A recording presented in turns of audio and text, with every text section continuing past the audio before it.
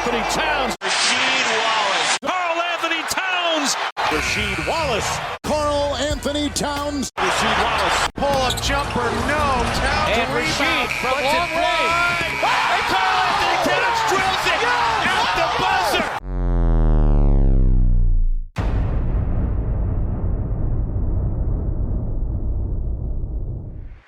On this episode of NBA Now and Then, the greatest comparisons, we compare two outstanding players with fiery personalities and remarkable skill.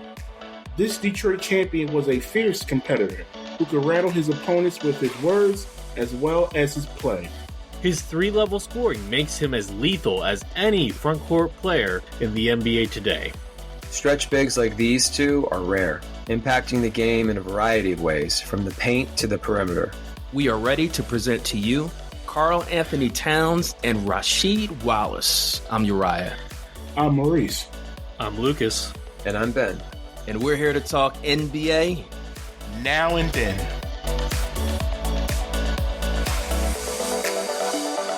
Hey, welcome back, everybody, to this episode of NBA Now and Then, the greatest comparisons. Please don't forget to follow our show, rate, review, and just chime in. Let us know what you think of our show. We have a really great episode here. Two big men that have made their mark.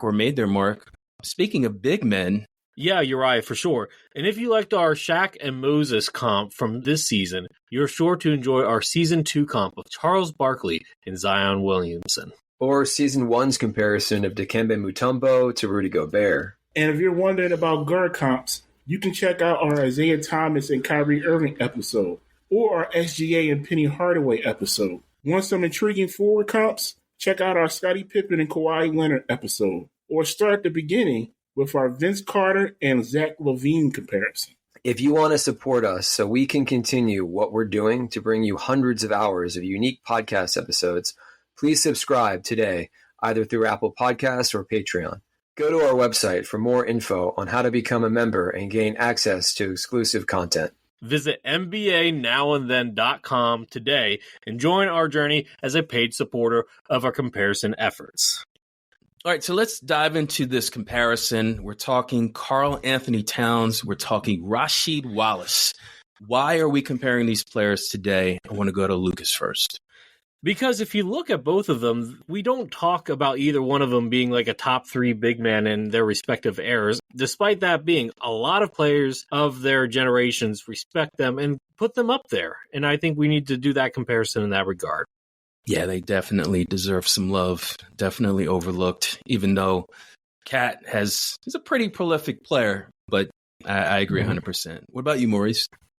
Two big men for their generations are considered one of the best three-point shooters, like you mentioned in the intro. Rasheed Wallace was kind of one of the first, I want to say, power forward / centers to really shoot from the outside. And Cat right now is proclaiming himself as the best big man three-point shooter of all time. So I don't know if I agree with that. But yeah. I mean, there's a guy named Dirk Nowitzki, but you know. Yeah, Cat had a Andre Drummond moment proclaiming to be the best at something that is debatable. Yeah. But in terms of stretch bigs, definitely Rasheed Wallace is in that realm of kind of the first to do it, or at least to be acknowledged for that role that was not very prevalent during that time period. Because big men, as we all know, in the 80s, late 80s, early 90s, they were like in the paint. That's where they posted up. But what about you, Ben? Why are we comparing these players? Both guys were ranked very high. Cat might have been number one. I think Rasheed was up there too, because both guys are McDonald's All-Americans and they went to powerhouses. UNC in the 90s was like the school. Yeah. And Kentucky was the school. And that's where Cat went. Yeah, that's fascinating to think of. Top college programs, and they definitely had an impact on those programs, even though Cat was there for 1 year and Rasheed for 2. I think it's time to get into this comparison. You guys all set? let's roll. Yeah, let's go. All right, let's get into it. First quarter, background. All right, guys, it's time to talk about Special K, a.k.a. Bodega, a.k.a. Cat. Before he got those nicknames, he was born Karl-Anthony Towns Jr. on November 15th, 1995 in Edison, New Jersey.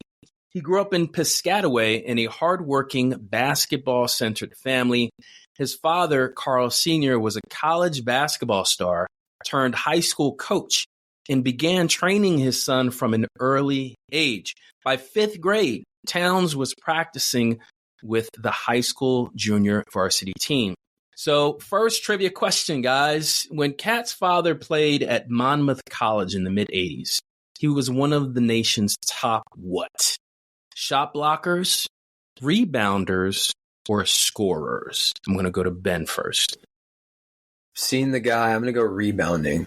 I think he was boxing people out. Okay, Maurice. Oh, so you've seen him before. Always like courtside. Yeah. All right. Cat's so dad, yeah. I'll go with Ben on that one. I'll say rebound. All right. Well, I'm going to agree, but for a different reason. We know that Karl-Anthony Towns is not a prolific shot blocker. And if his dad was actually a prolific scorer in the 80s, regardless if he was at a small college, he would have been drafted. So I'm going to say rebounder. Look at your logic there, buddy. That makes all the sense in the world. All three of you are correct. Hey, we're starting out strong today. Good job, guys. Starting off strong. Yeah, that's good logic, actually, Lucas, because skilled bigs were a rarity back then. Yeah. Oh, yeah. So according to St. Joe's High School website, where he was hired as a coach in 2024, he holds the single game record for 23 rebounds in one game and the most in a single season with 319. So he was definitely hitting the boards in college. Mm-hmm. Now, academically diligent, Cat repeated 7th grade to regain an extra year of development. He attended Theodore Shore Middle School and maintained a high standard academically. At St. Joseph's High School, his rise was meteoric. By freshman year, he led the team to a state championship, and he repeated as champion both his sophomore and junior seasons. Impressively, check this out, he twice recorded quadruple doubles in high school. Oof. In his first triple-double, recorded in January of 2013, who can guess his stat line? Let's go with Maurice first. What do you think his quadruple-double looked like? Well, if I give you the exact numbers, I should be playing the lottery. So I'm just going to say, 32, 12, and 11. All right. Ben? 38, 22, 11 assists, and 10 blocks. All right. And Lucas? I'm going to go 45 points, 15 rebounds, and 11 steals. All right. So if you guys were a little bit on the lower end of scoring. Really? Yeah, his scoring wasn't that high for whatever reason. He had 16 points in a game, 17 rebounds, 11 assists, and 11 blocks. Thanks to his Dominican heritage through his mother, Towns was selected at just 16 to play for the Dominican Republic national team, gaining valuable experience competing against professionals. At the same age, he stood 6 feet 10 inches, boasted a near 4.0 GPA, and was already receiving heavy recruitment from top NCAA programs. Overall, he was a well-rounded teenager. He did things around school, like he would be part of student council, his social justice clubs, and he was really involved with community causes. What do we think about Cat growing up? Let's go with Maurice first. What do you think about Cat's childhood? Well, his parents really taught him, his father taught him how to play ball at a really young age. Like many times before, any child who can really get the tutelage to play basketball, especially from a father who's played at a college level at that age, it really helped his development. And you can tell because 5th grade he's playing with high school. So yeah. And the growth spurt didn't help either. Yeah, when you're that young playing, I mean, there's so many players we've talked about. I think Jamal Murray might have been one. I think Tatum might have been one. Luka, like playing at such a young age, it's just bound to get better, at least with confidence playing against people your own age. Ben, what stood out to you? 4.0, and typically kids with that high of an academic, they choose Duke of the powerhouses when they're... That's true. And it was I think it was 3.9, but close to 4.0. Yeah, and I imagine he went to like a really good high school. So that shouldn't stand out to me because that's not what it's about. He went to, I think Calipari was there. He went to the best program. So that's why he went there. I think that there was a lot of pressure on him early to do great because of his parentage. Whether you think that's fair or not is not the point here. But he not only did well, but it exceeded those expectations. I mean, first off, this is another example of like, most of the time we see like a one-parent household. This was a two-parent household. And you can tell, I mean, we can see it with like some kids that do really well, in school, not just, athletically, but, academically too. I think Devin Booker was another one of those kids. Yeah.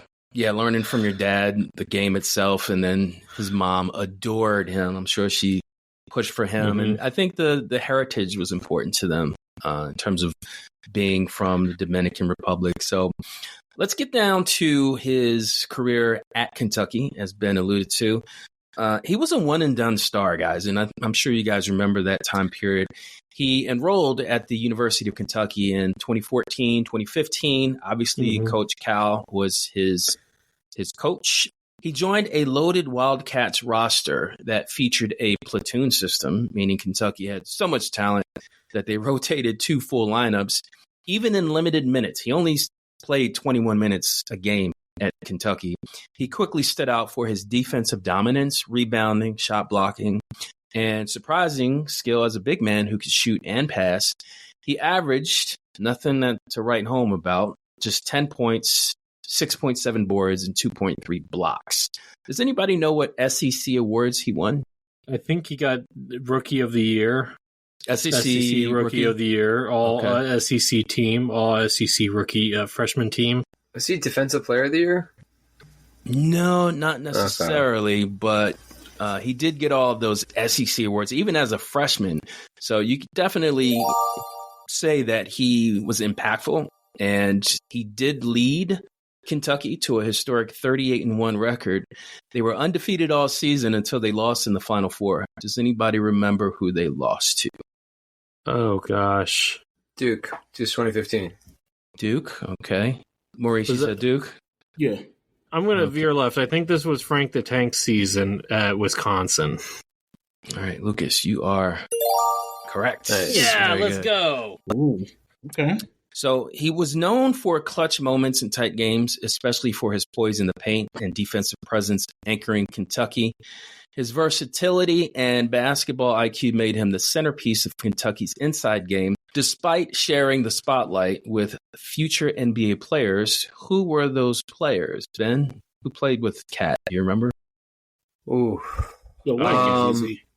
I know enough of these. Some of these guys are forgotten. The most famous is their 6-man, Devin Booker. Okay, that's was one. A lottery pick at, I think, 13 or 14. Devin Booker's one. Okay. What's his name? Lucas knows. I know who it is. I can't tell you though. What's his name? Scott Labrise. That's how you say his name?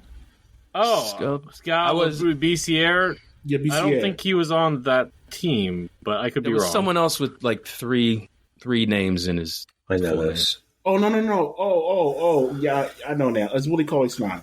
Yes, yeah. Very good. You forgot one. Go ahead, Lucas. Tyler Eulis. All right, very good. You guys are on point today, man. This is when I started covering the NBA as 2014. Well, I mean, technically I started writing in 2016, but I was really starting to get into it in 2015. This is Lucas' era right here. It's definitely Lucas' era. So after his freshman year, Towns declared for the 2015 NBA draft and was widely regarded as the consensus number 1 pick, which he became when the Timberwolves selected him first overall.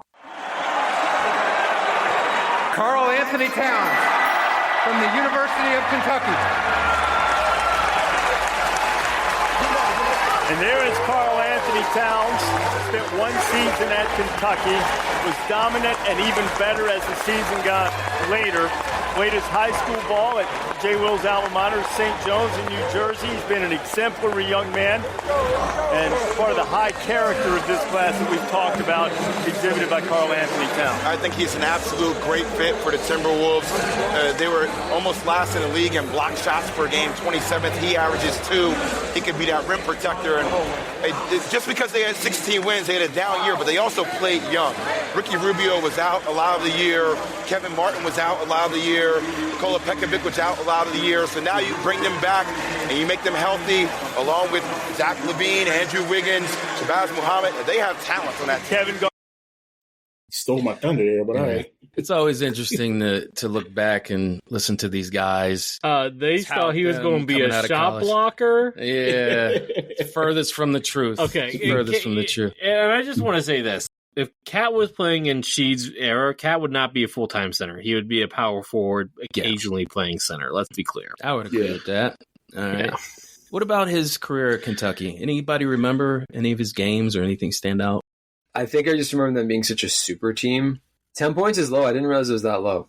Yeah. So I didn't really remember his game that well. Did you guys? Was he a shooter? I don't know. No, he didn't barely took any threes. He was a elbow post-up guy in college. He was a little bit more skilled than what's the guy's name for the Jaleel Sixers? Okafor went back and forth. Yeah, that was the name I was thinking of. But real quick, though, since Uriah asked that question, I had to real quick look up that 2014-15 Kentucky Wildcats team. They had a really good team. They had a lot of NBA players on that team. Aaron Harrison. The Andrew Harrison. Yep. The Harrison twins. Yep. Oh, I got to mention Willie Cauley-Stein. Trey Lyles was on that team. Trey Lyles. Oh, yeah, okay. Trey Lyles. Dakari Johnson, who I thought was going to be good in the NBA. He wasn't. Nah. Tyler Ulis, Alex Pontras. So they had some good players on it. I forgot about Alex Pontras. Yeah. Yeah, there was good players on that Kentucky team. Give John Calipari the tip of the hat for being able to recruit back then. Well, you'll come to find out that Rasheed Wallace actually had some pretty good teammates in college too. But let's switch over to the other side of the comparison. Now it's time to talk about Dirty 30, a.k.a. Roscoe, a.k.a. Sheed. I don't know about that Dirty 30. I've never heard that. You guys hear that one? No, but I like it. I like it too. Yeah. I wonder why they called him Roscoe. That's a good. That's a good question. No, and you're right. You can edit this out. I want to know. Do you guys know why he has the little ball patch on? I'll get to that. that. Okay. Save that. All right. Okay. Before he got those nicknames, he was born Rasheed Abdul Wallace in Philadelphia, Pennsylvania. Born on September 17th, 1974. Rasheed Wallace grew up in the Germantown section of Philly and was the youngest of 3 brothers in a tight-knit household. His mother, Jackie Wallace, worked as a public welfare caseworker, and his father, Sam Tabb, was a well-known high school player back in the day. First time ever for this, guys. I've never got a quote from a babysitter. Okay. But actually, it's not a quote, but it's from an article that I read. According to still quote. Yeah, that's true. According to Cora Griffin, his childhood babysitter, she said that Rasheed hated being teased about his height. He was always tall and skinny. Now, Lucas, this is for you and for everyone. You guys remember his white hair patch, right? That little patch. Ooh, was it white? I thought it was just a bald spot. No, it was white. It was gray, white. Does anybody know? It was just a bald spot. Okay. No, it wasn't a bald spot. Does anybody know what caused it? Is it genetic? Well, of course, there's some genes involved, but anything? Yeah, it's I've seen other people have little white streaks in their hair and stuff like that. I don't know the name of them. Oh, wait, and Patrick Williams has it right now, doesn't he, in the NBA? On the Chicago Bulls? He might. Yeah, he has a little blonde spot or something. Yeah. All right, I'll just tell you. So it's basically a birthmark. It's just a birthmark. And that did not help either when he was growing up. Can you imagine having something like that as a kid? Yeah, he probably got teased. Yeah. Now, as an NBA star, we all know that Rasheed Wallace was infamous for his temper. According to an ESPN article, 2 people made note of their possible contribution to his fiery personality. Who do you think those 2 people were? Was it family members? Can you give us a hint? All right. One was a family member, and one was someone who probably saw him often on the basketball court. Okay, so I know one of them's that ref. What was his name? Not Joey Crawford. No. When he was a kid, when he was when he was growing kid. up. Yeah. Who said, "Oh yeah, he got that from me. He got that fire in him from me." Is it a former NBA player? No.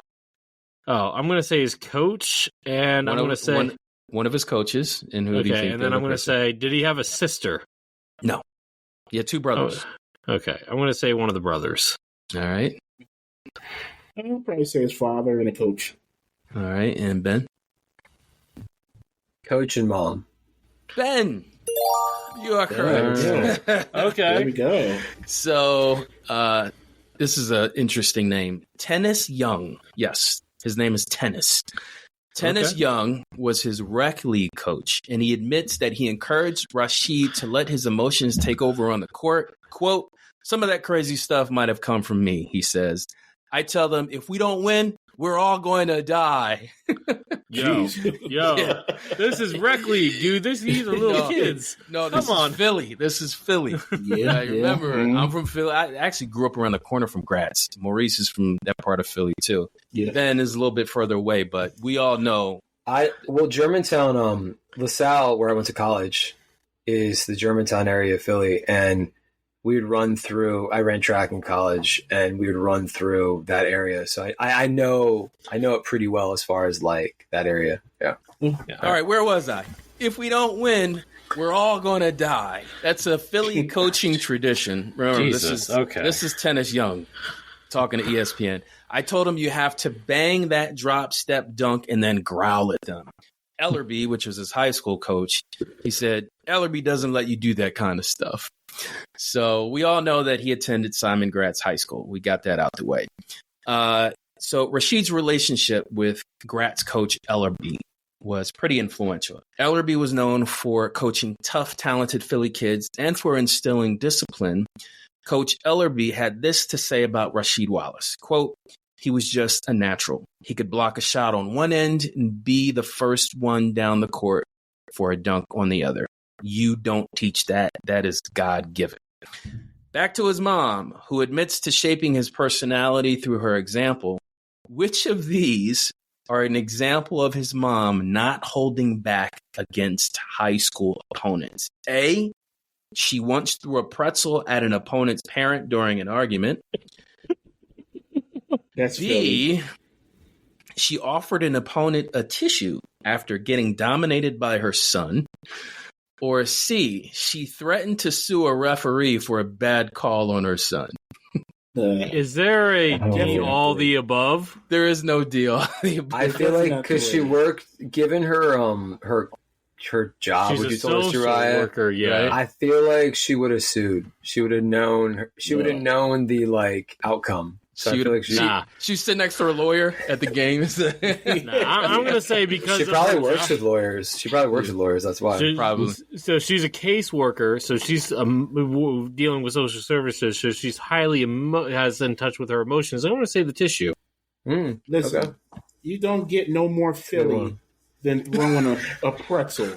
I want it to be that. I want it to batteries. be that. What's next? Throwing a tasty cake or a water ice?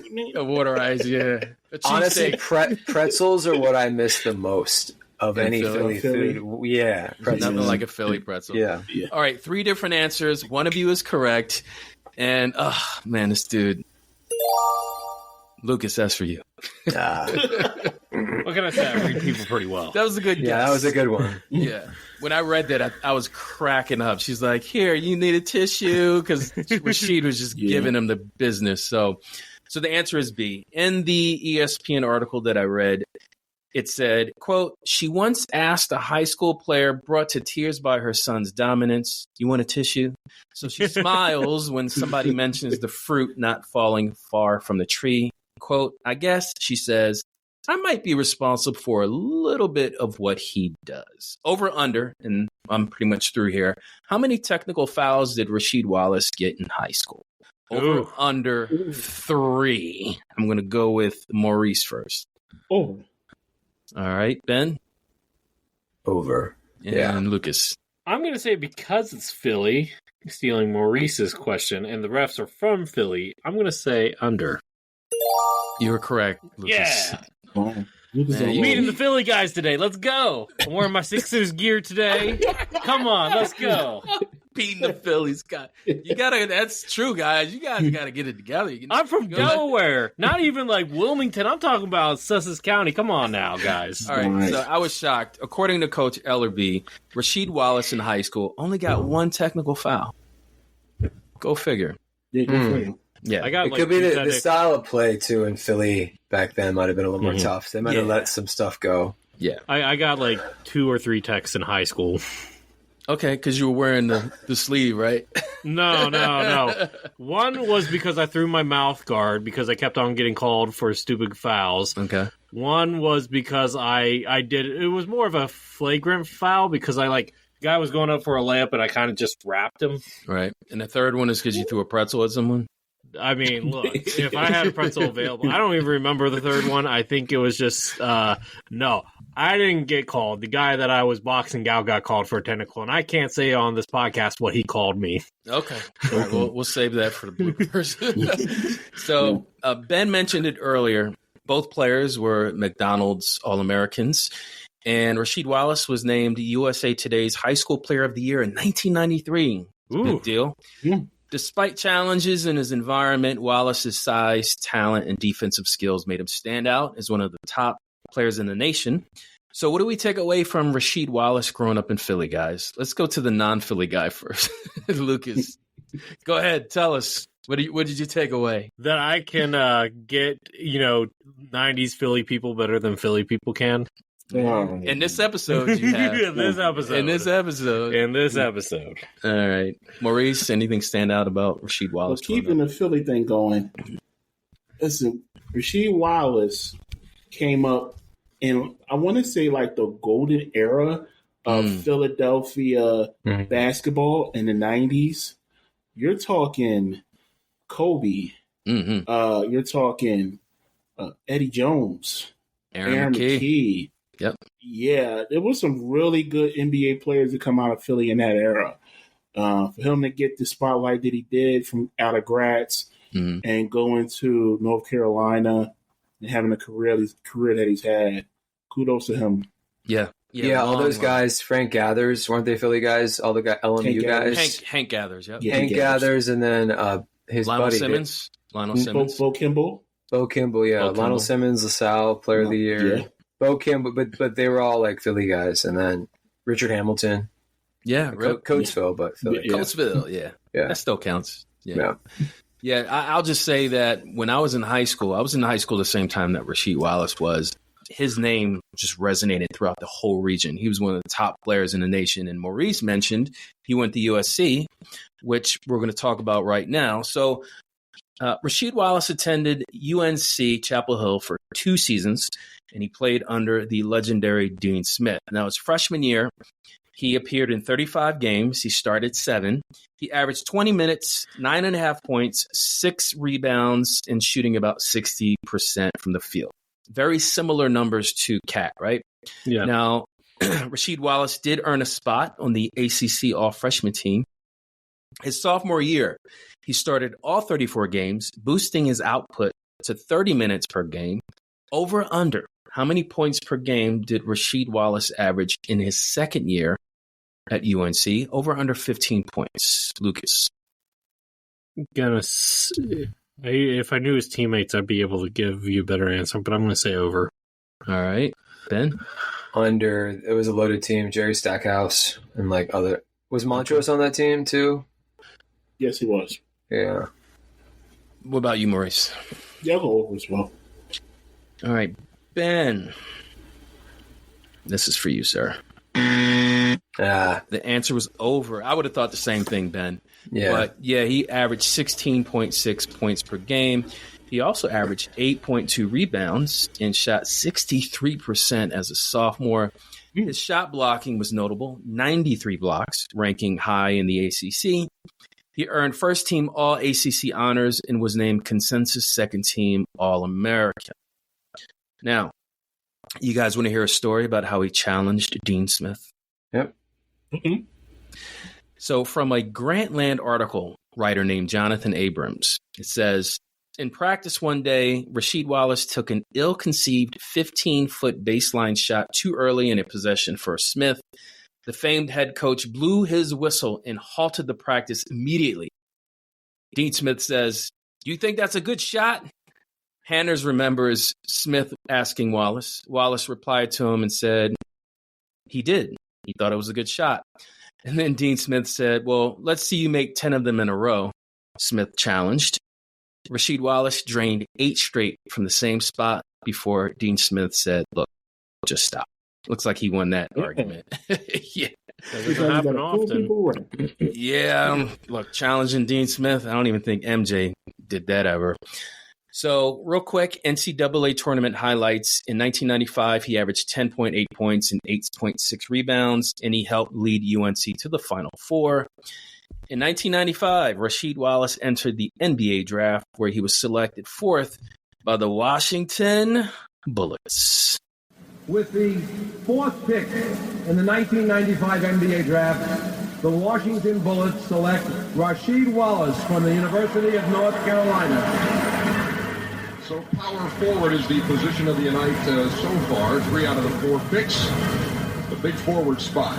And this is a big guy, 6'9 3/4, 230 pounds. The 20-year-old Rasheed Wallace out of Simon Grant's in Philadelphia, one of the most highly recruited players in the country. And a sophomore at the North Carolina. 4 straight sophomores now chosen at Patino, and you've seen this guy up close. Quite a few times. Lost a recruiting battle to North Carolina with him, but I'll tell you something. Wow, that's wild, because you know who was drafted after him? They did like all this power forward talk. Right. You know who was drafted after him? I'll let Lucas guess. Oh, come on, guys. That's not fair. Come on now. Hey, you were talking that smack. You were talking 95. 95 draft. 5th pick. What position? Kevin Garnett. Yep. Good job. KG? Yeah. Oh man. Yeah. Good job, man. You get a zoop for that. Good guess. So what stands out about Rasheed Wallace at UNC? Anybody want to chime in? Well, I'll chime in just because I did it for Cat. I'll go down real quick. The UNC roster that year. His rookie year, Montrose, Stackhouse, Jeff McGinnis. Okay, good guard. On that team. And I never heard this player, but he was in the NBA. Kevin Salvadori and Derek Phelps. I never heard of him. I know Derek Phelps. I think he was a guard. Yeah, he was a guard. I don't know about Salvadori. Look, Stackhouse was really good at UNC. Really good at UNC. And I think he came got drafted by the Philly team. Yeah, he was in the same draft, wasn't he? Damn, we could have had Rasheed Wallace or Kevin Garnett. That's my one Sixers thing. Sixers reference. Yeah. That's it. That's the first thing He found a way. He found a way. I was going to say that was my Sixers, yeah. Yeah, that was perfect. Joe Smith, number 1, was kind of stands out in that draft always because there were so many good players. Okay, question. Was Joe Smith, I only saw him at the end of his career when he was on the Cavs. Was he actually good? Yeah, he went to Maryland. He was no, but did he live up to the rest of the people in that draft? Because I don't feel like he did. No, he was a bust. He was considered a bust. The Sixers actually took a flyer on him, and it just he didn't really. Well, I know. I don't think he could defend in the NBA. I think that was his problem, right? Do you guys remember? I remember there was a whole entire Minnesota scandal that he had, and then I remember the Cavs signing him. Mm-hmm. In 07, 08, something like that. Yeah. He did not live up to the hype, if that's what you're wondering. And unfortunately, he was like a solid 14-point per game score or something like that. Yeah, I would say around that. Anyway, yeah. All right, so I'm done my segment. Lucas, are you ready for your stats, sir? Let's roll. Okay. Second quarter. Statistics. We mentioned Zach LaVine in the starting lineup as Towns gets to the rack and one. He's hit as he puts it up. And Cat with a chance to extend the Wolves' lead. Look how he keeps the ball up high.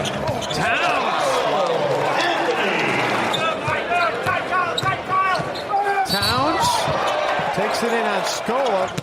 Wow. Spaz for Minnesota is awful right now. Towns, the offensive rebound. And he got hit as he put it in.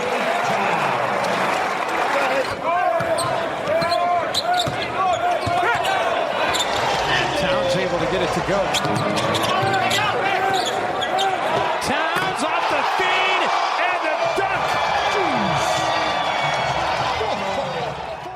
All right, those are the highlights. Here are the numbers. Cat is a 7-footer, weighs 248 pounds, and I'm going to do something new here. I'm going to tell you their age. He is currently 29 years old. Oh. Yep. Okay. He has played for 2 teams and has worn 2 different numbers. He's worn the same number for both teams. Was he number 13? Nope. No. 30. His normal number is 32. 32, that's yeah. right. He wore 33, right? Nope. 24 is the number he would have done at 24, trivia. yep, Yeah, 24 okay. trivia. Yep, there we go. I think a lot of people did that. Yeah, a lot of people Embiid did, yeah. too, yeah. Yeah. All right, so I almost went with the 1920 season because statistically that was his best. However, he only played 35 games. I don't feel like that's a fair enough sample size for that. Right. So I went with the season before the 18-19 season. He averaged 24.4 points, 12.4 rebounds, 3.4 assists, less than a steal per game, and 1.5 blocks per game while turning the ball over 3.1 times and 3.8 personal fouls, shooting 51.8% from the field, 40% from downtown, and 83.6% from the foul line. Nice. So that's his best season. Any initial thoughts on that? I know that season. That's the season Jimmy ducked out. And so the year before they made the playoffs, so they kind of had like a good core with Wiggins, and I think there's a few other young guys on that team. But he was a really consistent player. So that those numbers, Lucas, just stand out as like his normal. He's a really consistent, like 25 and 11 dude. Yeah, I think that just being a double-double machine stands out to me. And I think Ben, he only played 1 year at Kentucky, so he came out young and he's still relatively young. I think he can have a better year than he had last year with New York. I mean, last year almost made the cut, to be honest with you. It was very close. But Right. I felt like it was too on the nose just because he went to a new team. Right. You know, that last year. For his skill set, I think he peaked with the Timberwolves, especially now with the Knicks. You have a lot of guys on that team that has to be fed. Yeah. A lot of talent, overall, top-heavy talent anyway. Right. It kind of reminds me of a Derek Coleman, where he peaked at a younger age, but his first 3-4 years in the league. Right. And then after that, I think at this point, Cat's who he's going to be at 29 years old. He is who he's going to be. I think he's still going to be like one of the best shooters for his size. Yeah, he's always been like limited athletically compared to some of the other. Well, I mean, and his wingspan is smaller too than most big men too. I want to point out a few things. One, despite Basketball Reference saying he played center his rookie year, he was really the power forward because KG was starting center, I think, or Pekovic was anyway. I want to say this. So for his career scoring averages per season, I'm just going to go quick through it real quick. 18, 25, 21, 24, 26, 24, 24, 20, 21, 24. There you go. Consistency, Ben. Consistency, yeah. So, in his career stats, just to put it into perspective here, by the way, he did have 2 seasons where 4 seasons that he shot above 5 3-pointers per game. Just to put that in perspective. Like, I'm not saying that he's the best 3-point shooting big man ever, but, he's averaging on his career 40% from downtown. He has an argument to say that he's in the top 5, arguably top 3. Or maybe even second, honestly. Yeah. I mean, I wouldn't put him ahead of Dirk, never, but the argument could be made second. He can launch it. He can launch it. Look, and put it into perspective, his career made at 3-pointers made with the Timberwolves is 975 and 9 seasons in Minnesota.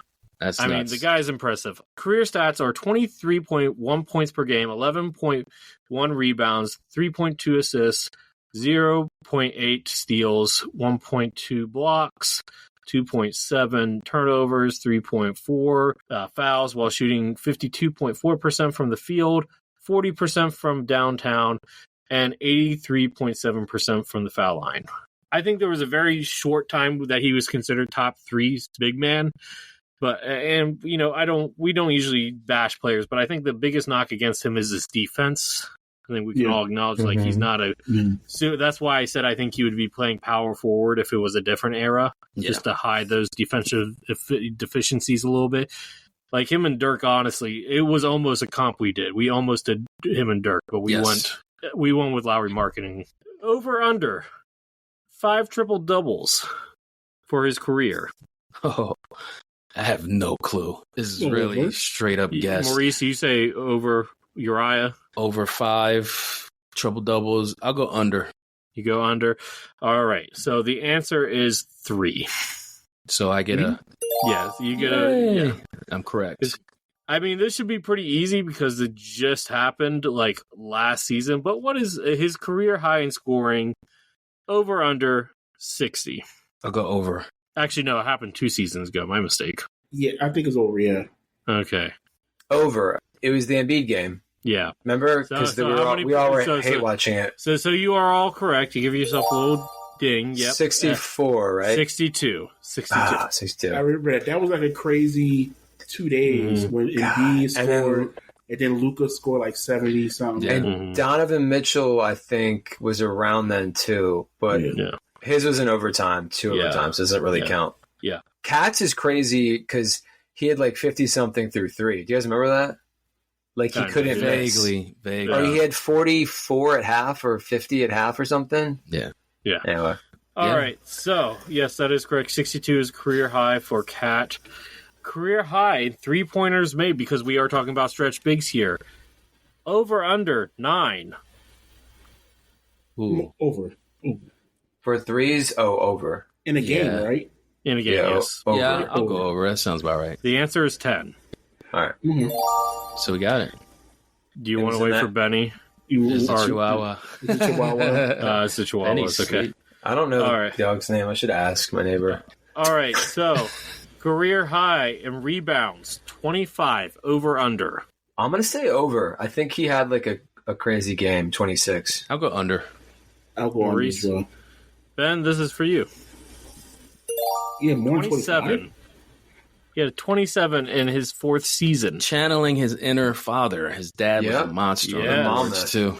Yeah. Career high in 11 assists, 4 steals, 6 blocks, and then 11 turnovers. So any thoughts on the career highs here?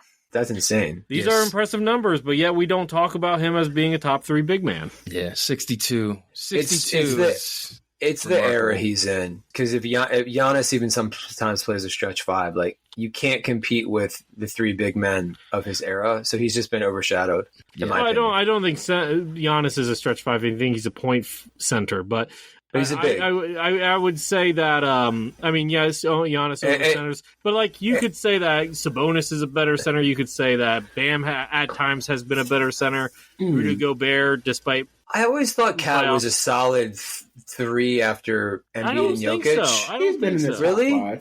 He's been in the top 5, but not top 3. For me, Rudy Gobert had that defensive anchor center for like 4 years. 4 for out of 6 me, years. he's always been like it's like massive gap after Embiid, and then he's always been a solid 3rd, right? I don't know. Bam had that one run year or 2 with Jimmy where you could put Bam at 3 or 4, but. Yeah. I mean, people talked about Rudy Gobert being his own defensive system, so I always put Rudy Gobert ahead of Cat. Like we mentioned, you mentioned it, Lucas. Yeah. The reason why Cat was never in that upper echelon of centers was mainly because of his defense. Yeah. Right. And, he had his flaw, and a lot of other, Jokic isn't a great center either, but everything else he does is just so much greater. Yeah. And Embiid was always, when healthy, a two-way big. Exactly. You can easily say Cat is the best shooter of all the bigs today, but Embiid is probably considered the best scorer all around. you mentioned, like, the reason why Cat wasn't the best, at least with the Timberwolves, because of the defense.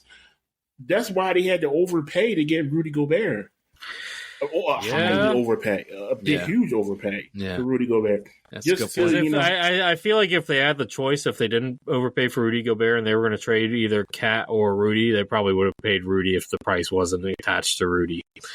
But, I will say this. Uriah said something about Cat having a better season next year. I think that Cat there's a chance that he could become his best playmaking season with the head coach Mike Brown this year. So we'll see what happens there. But that being said, let's go ahead and shift gears now. And Rasheed from long range. Oh! Yes! Yes! Yes! Yes!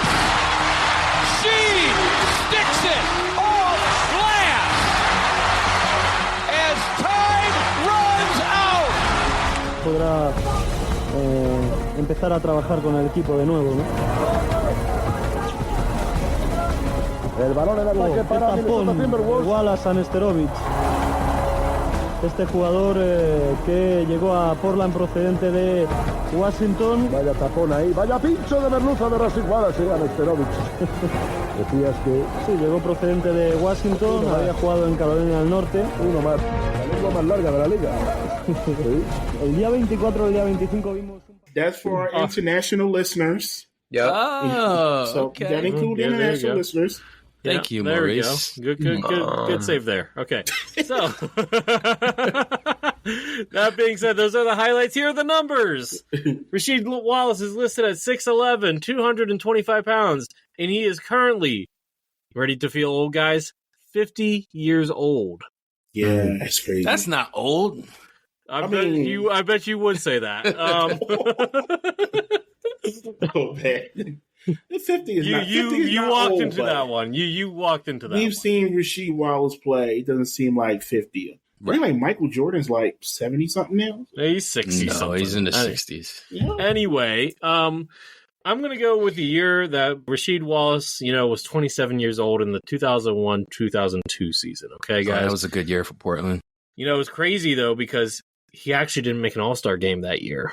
I know the power forward position was so loaded in the West then. Yeah. He averaged 19.3 points, 8.2 rebounds, 1.9 assists, 1.3 steals, 1.3 blocks, 1.7 turnovers, and 2.7 fouls, which honestly shocked me because I thought he fouled a lot more. Yeah. That's the thing, though. Rasheed Wallace was never like a hack. He wasn't a major fouler. He just got text. That's all. Well, hold up. Let me finish the shooting percentages here.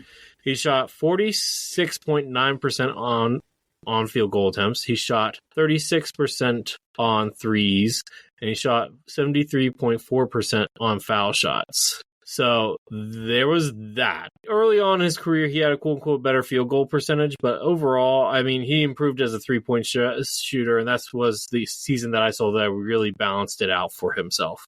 What surprised me here is he was never a double-digit rebounder. Yeah, that is I mean, I know power forwards back then didn't do it that often, but still, surprised me. So any thoughts on that from you guys? I'm surprised that he didn't get more than 2 blocks per game, simply because the 3-point barrage per team in the NBA, the high volume had not happened yet.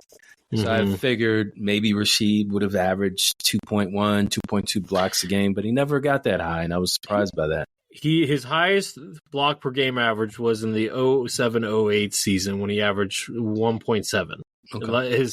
Well, no, I'm not going to steal Ben's thunder. I'll wait. Yeah. Well, that was like toward the tail end of his career. Yeah, kind of. Yeah, I mean, the blocks really surprised me too, just because of his body type, his length.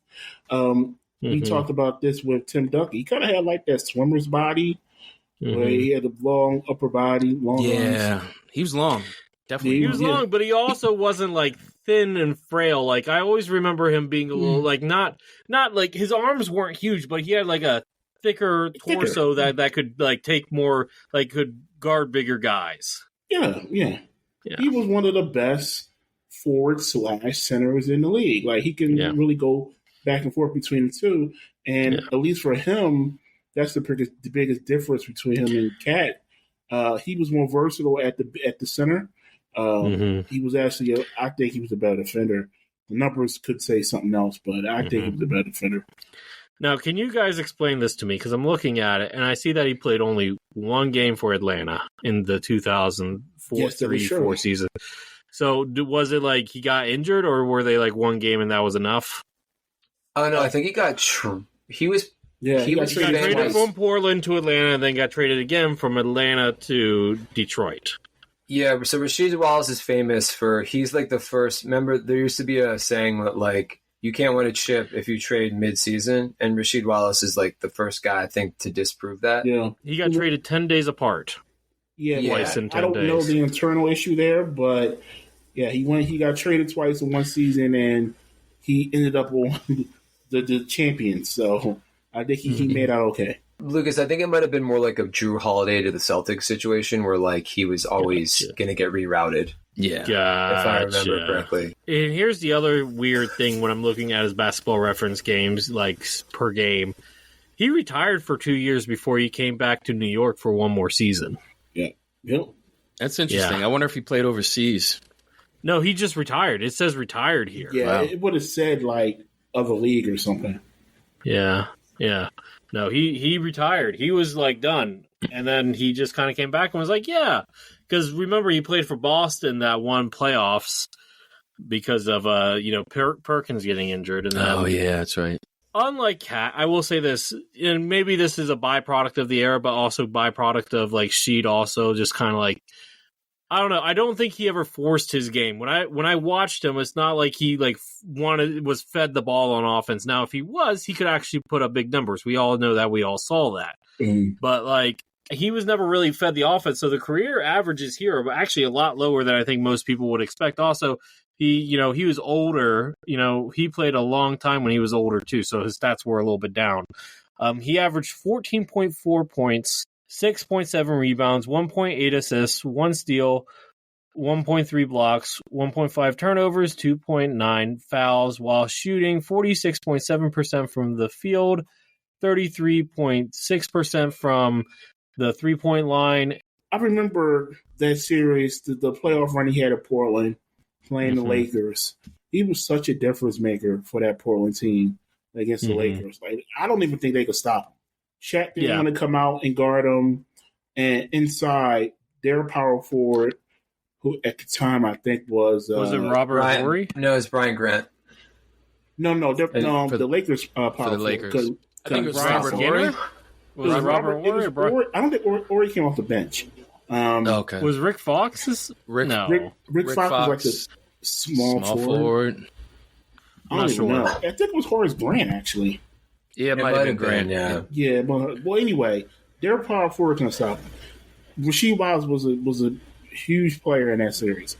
The stat that distinguishes these two players, because Cat is such a gifted shooter, 33% for his career. People say, "Oh, that's not good," but remember the era. That wasn't his primary role. Like Cat is expected to shoot threes throughout the game, where Sheed would just, if he had a wide open three, he would take it and he would knock him down at a good clip. But, just like you said, Lucas, not the best rebounder, capable. Just surprising that he didn't have more of an impact defensively and then on the boards. Portland teams he was on and Pistons teams are very similar. They were contenders. Like Portland famously should have beaten peak Lakers and then the Pistons. So he was always on contenders. So they had good coaching and they were sort of like beat you by. Like I remember those Portland teams. It's like, who's the all-star? They didn't know. And the Pistons teams are the same. They just were a committee. They didn't really have a guy that's going to give you 40. I can't wait to hear the teammates from Maurice later. Yeah. I forget a lot of those players that he played with. Well, I'll say this. When I remember watching the Pistons back then, they were like, oh, well, Chauncey Billups is the guy that you give the ball to at the end of the game, but Rasheed Wallace is the best player on that team. I would have said Richard Hamilton is the best player on the team. That's what the announcer said when I was growing up. I would have said Rick Hamilton is the best player. Yeah. We said Cat had 3 triple-doubles for his career. Over, under? Rasheed Wallace? 1. I don't think he had that many. I think it's under. The answer, he had... 0? 0, none. Wow. None. Okay. That was tricky. I don't think he passed the point.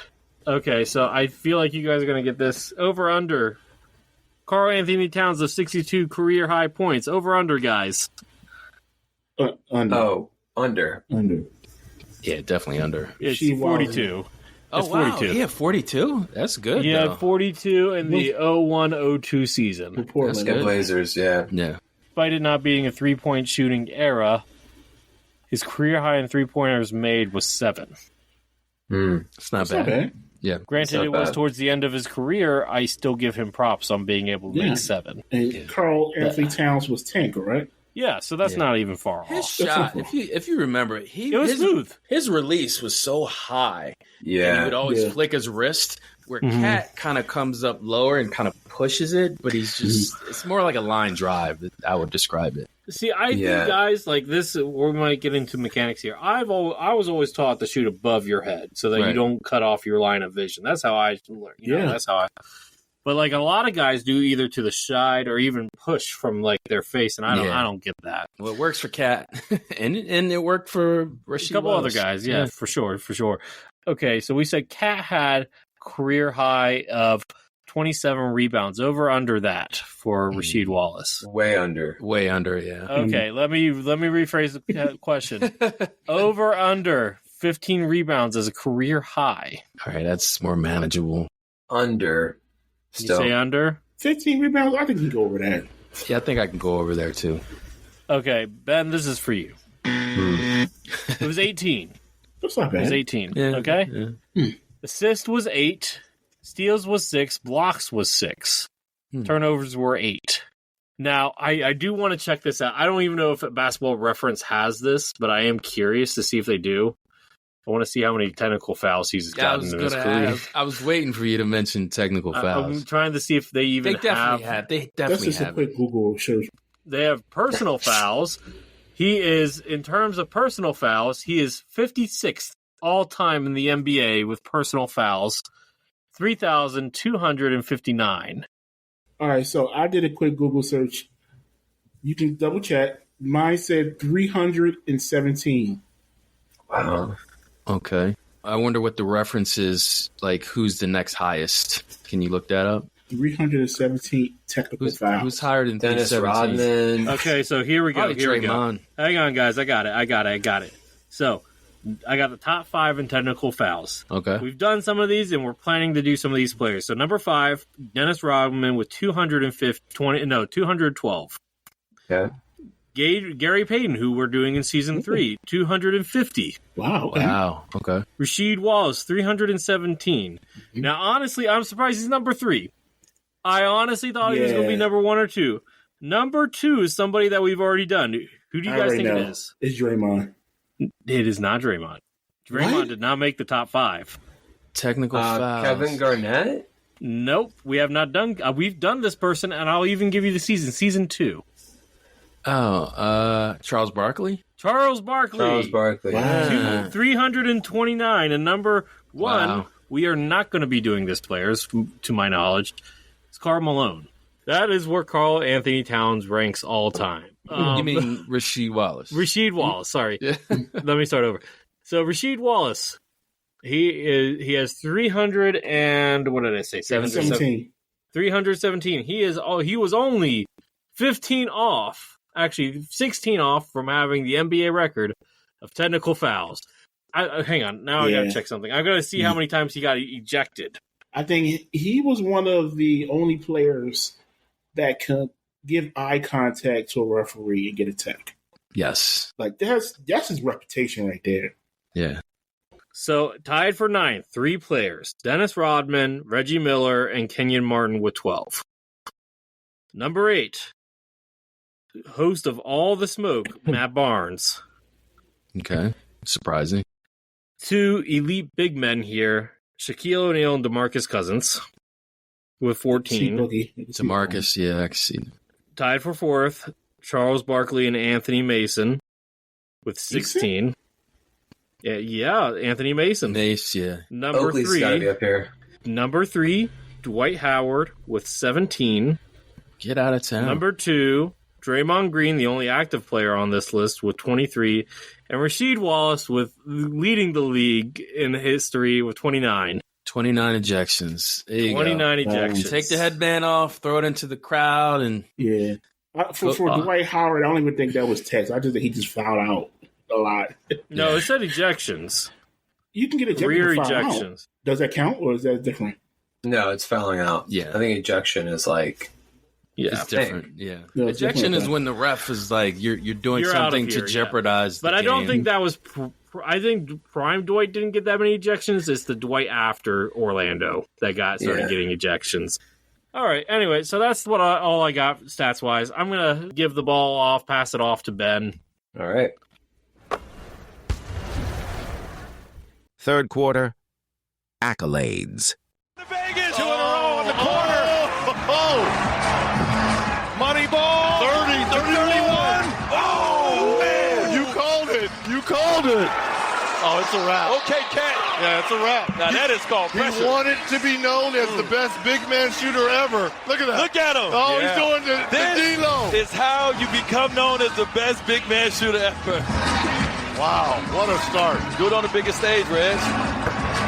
Hey, he's got some hitters behind him. He does. He got Ice Tray behind him. Definitely. Yeah. Kennard. Oh, yeah. All right, so that is Karl-Anthony Towns. For all of you guys who watch the NBA All-Star Game, he has won the three-point shooting contest as a big man. He's one of, I think he's one of the only bigs. He's certainly probably the only center to ever do it. Dirk's won it before, right? I think Dirk has. I don't think Dirk is considered a center, though. No, but he's a big. Yeah. He played center at the end of his career. We'll count it. His game is really interesting to watch with the three because he's like a few feet behind the line. He's like flat-footed almost. Yeah, and he just gets it off, and you see him shoot, and you're like, that's not going to go in. He jumps forward too. And it's a little slow as well. Yeah. Cat has actually a pretty good resume for accomplishments already. I was actually kind of surprised with this one, per what we were saying about. I mean, there isn't the bigs are really good. I guess there is a bit of a gap for depth. So, but how many times do you think Cat has made the All-Star team? I'm gonna say I know he made it last year. I know he made it the year before. I'm gonna say 4 times. Okay, Maurice.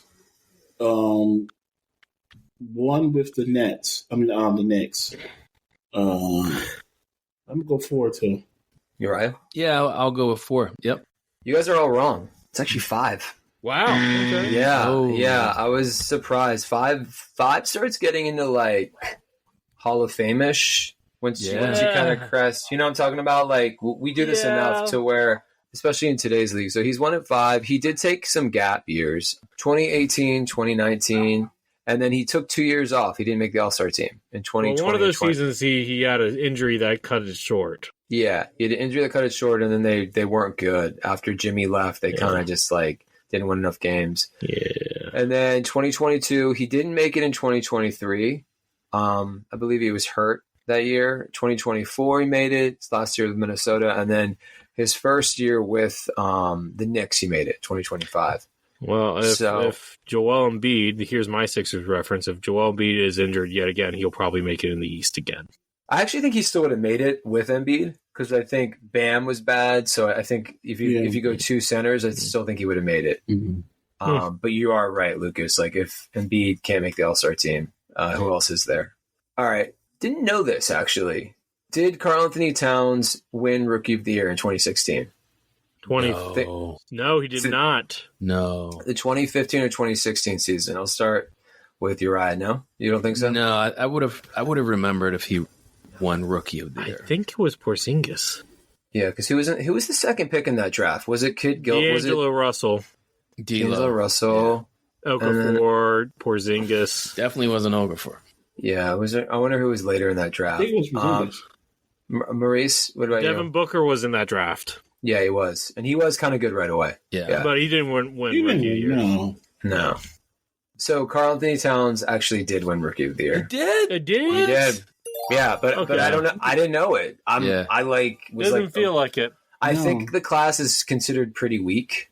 We do draft classes where we talk about how good they are. I think this class was famously not strong. I mean, Okafor averaged 17 and 8, but he wasn't in a winning situation. I don't think he played enough games. Yeah. I think Cat was good right away. Lucas, you went through the stats. I think he was right away a 20 and 10 guy. He was like 16 and 10 guy, or 16 and 8, something like that. Yeah. So he obviously won. He was all rookie first team. How many times do you think Karl-Anthony Towns has made an all NBA team? I'm gonna go over under. I'm gonna go over under 2. Over under 2. Is there an answer for tie? Yeah, there's a tie if you want. Yeah, I'll say tie. I say tie. 2. Tie for Lucas. Wait, he just asked you a question and you gave him a hint. That's probably the answer. I'll go with 2. I'll say tie.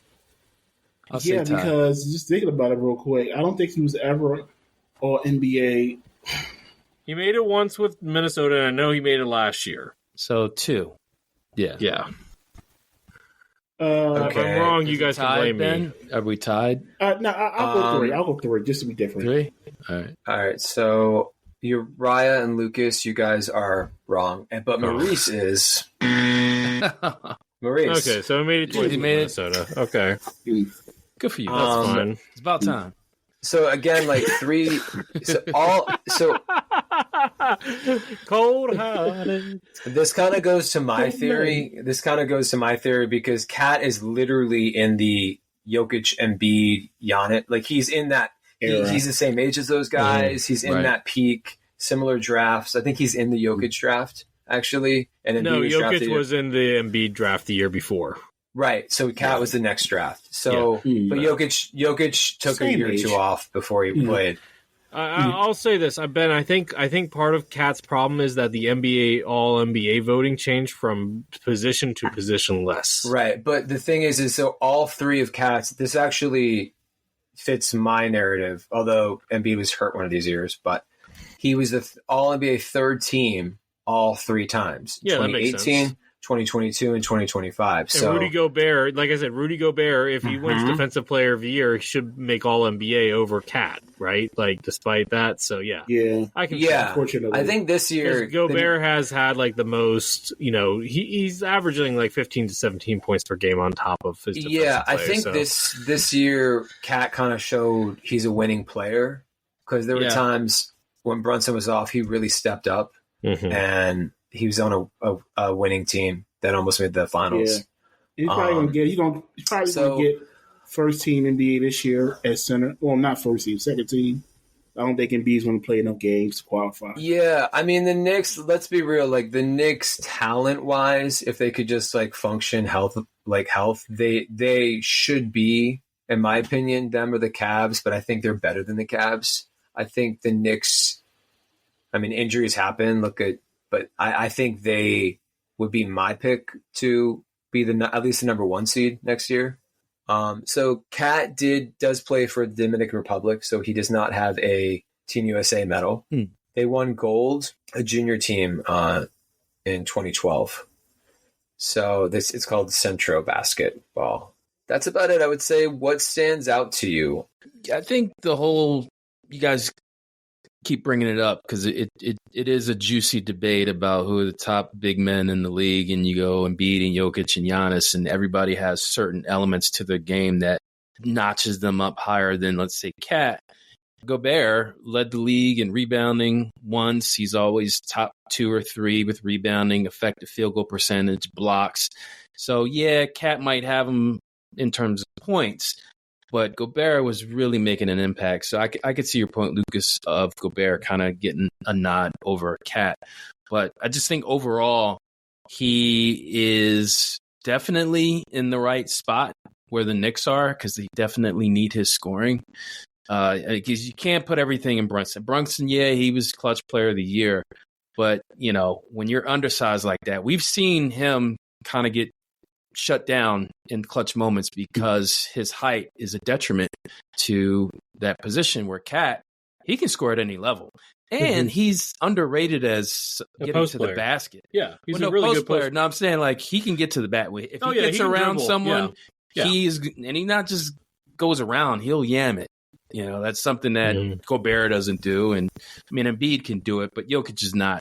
he doesn't move as quick. In terms of being a driver to the rim, he's probably one of the better, if not best, centers that can put it on the floor and move and drive to the basket and get around people for sure. That's and he's good at getting the foul line. He's underrated. Yeah, getting the foul line. And his post game, post game is underrated. Yeah. Yeah, he's got a shot at 50, 40, 90 one year, in my opinion. I would say Rasheed Wallace is a better post player, though. What do you guys think? But I was watching him with Pistons, so I saw the mid range and the jumper. I didn't see him post up Portland, too much. He would have a really nasty drop step, and then if he didn't turn to the basket, he would turn toward the paint, and he would just do a little. Lucas, he had this thing, a lot of power forwards did it back then. Obviously, Dirk perfected it, but Rasheed was kind of just as good. But Kevin Garnett did it in a slower way. But it was this little mid-range. MJ, mid-range half fade. Yeah, his was clutch, and I remember him winning some games with it. Yep. Yeah. Honestly, I wish Cat had that in his game. He doesn't really have that fade away. And it's hard to block that shot. 6'11" with those long arms, that mid-range. When he gets it at the peak, it's hard to tip that. I think statistically, he's at his best years.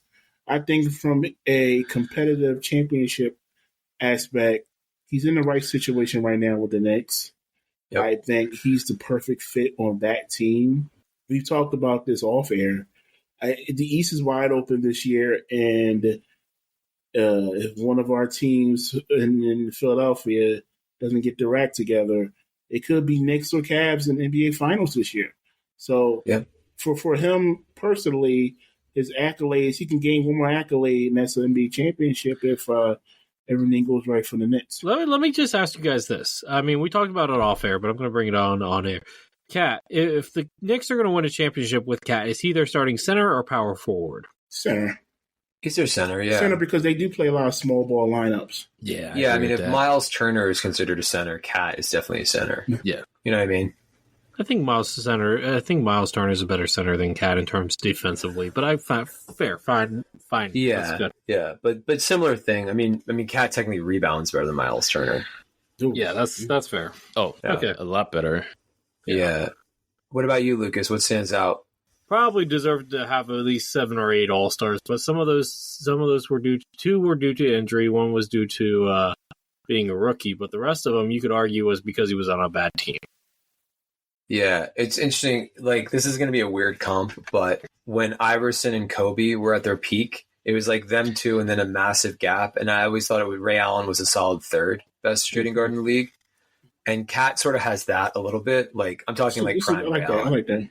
And then Ray Allen was okay, cool, I'm just going to be Klay Thompson. But he had the skill to give you 30.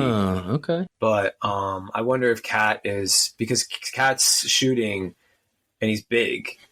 And I think that's a thing with some of these bigs. And nowadays you're seeing how old is Brook Lopez?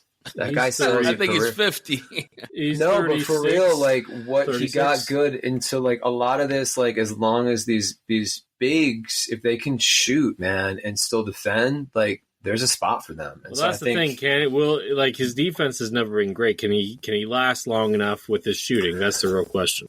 Yeah, and the rebounding. So I mean, he does have the rebounding. He's I think he needs a specific team around him. I think they need one more guard. That's always in my flack with New York. They're wing central right now, but they need one more guard because I don't know. They got Jordan Clarkson. I like that pickup. Not to steal Maurice's thunder. It's always the playmaking with me. All right, well, I'm going to move on. And I would say this is probably his year with this gap year with the Pacers and Celtics been out of it. And the Sixers not figuring it out. This is probably his year to at least make the finals, would be my pick. All right, moving on to Rasheed Wallace. I remember one year, dog, man, I had my vacation booked, going to a nice spot. You know what I'm saying? It's we had played our last game in Portland on a Tuesday. I was supposed to leave that Thursday morning. Yeah. So, Tuesday night, all right, we chilling, boom, boom, Wednesday. I get a call. I got to go to the All-Star game because KG had tore his stomach muscle and he couldn't play. So I got to go to the All-Star game. Strick called me. I'm like, what? He's like, yeah, man, sorry, big fella. I'm like, man, I can't get no refund back on none of this package I just spent. The tickets, the hotel. I'm like, I was pissed. And that's when I went out there and played with my left hand. And played that whole All-Star game. And I told him, before the game, I don't want to be in this. If y'all pass me the ball, I'm shooting everything left-handed. Ha, see, you funny, ha. All right. Pass me that ball if y'all want to. What a story. I did not know cool. that. He's like one of those guys that I'm like, really think it's cool he's from Philadelphia. Yeah, I could definitely tell when he talks, he's definitely from Philly. Yeah, there's just something about him. The Eagles thing weirds me out. I was just waiting for him to say young bull. That's all I was waiting for him to say. Mm-hmm. Join. All right, so that's Rasheed Wallace. Lucas kind of went through how sort of underachieving his stats seem. Now, those of you that remember that Portland team, and some people think 2 top 5. So the Blazers had this sort of super team of depth. They were the first to do it, and then the Kings kind of copied them. So Rasheed Wallace's numbers were affected. So he does not have as many accolades as he should, in my opinion, because he was on these super teams, and then he went on to the Pistons, and we all know that. So always kind of like the 3rd or 4th option, but weirdly the guy you went to in the clutch. With that said, how many All-Star games do you guys think he had? That much. That's why I pressed it. Did he make any with? No, he made 2 with Portland, and then he made. I'm going to say 5 All-Star. I was going to say 4. I'm going to say 5. I'll say 4. All right, so Uriah and Maurice, you guys are correct. Yeah, 2. I think it was 2 with Portland, 2 with Detroit. Yeah, and I think he would have. There's an asterisk. I think he would have made the 98 guys. So he's in that that lockout. They didn't have the 98-99 season. There was no All-Star game. Okay. So I think he would have made one in 99. I think he was one of their best players. Wasn't one of the ones with the Pistons? They had 4 All-Star players with Chauncey Rip, Tayshaun, and him. Yeah. That was after Ben would last. Yeah. So he got 4. He got 2 back-to-back, 2000, 2001 with the Blazers. The Blazers were a really good team. And then 2006, 2008 with the Pistons. So how many All-NBA teams do you guys think he got? Probably not that many. Rasheed Wallace? If 1. I want to say 2. 2? I'll say 1. Uriah. I don't think he got any for some reason. 0-1. I think he got the goose egg because of all the competition. All the power forwards, because you got to remember Antonio McDyess was cooking on. He was out west. Oh, yeah. So it's more about all the forwards. Dirk came in, so you got like Tim Duncan. Tim Duncan. That's Dirk. I know he made at least 1 with the Pistons. What is it? What is it, Ben? It's 0. You're right. You're right. 0. What? Yeah, it was either 0 or 1. I would say that's the most shocking thing. I was like, because the Blazers were like consistently a 51+ win team. So I think Stoudemire might have gotten some. Do you guys remember who even got those All-Stars? Okay, well, I think it was tricky because like Sheed played both center and power forward. But it's kind of hard. It's kind of hard to make All NBA when you don't even average 20 points per game. I think he did that once, but other than that, never 19 twice. Even when we did our power forward, his playoff numbers are pretty good. He had some series where he averaged like 26. So his playoff numbers, But so he didn't. You had Chris Webber too in Sacramento, so it was just power.